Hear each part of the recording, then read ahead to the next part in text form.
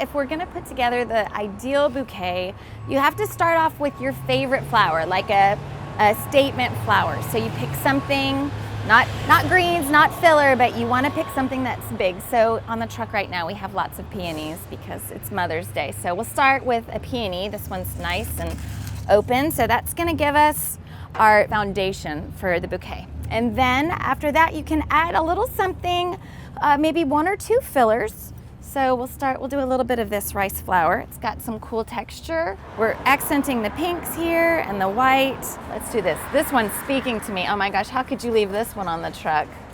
It's gorgeous. And it accents this other pink. So these 2 peonies look so pretty together. Maybe throw in 1 more filler. This stalk is pretty. It's got a little height. So between the stalk and the peonies, we're gonna have such a great smelling bouquet. It's time to add a little bit of greenery.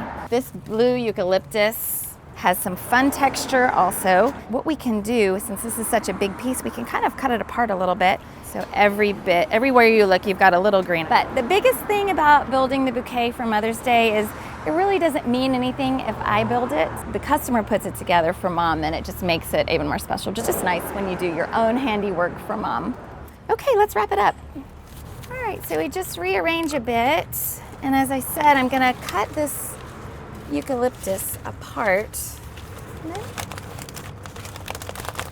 give it a little wrap.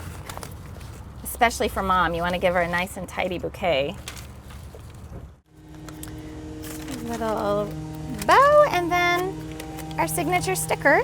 We have a lovely presentation when you give it to Mom. Happy Mother's Day!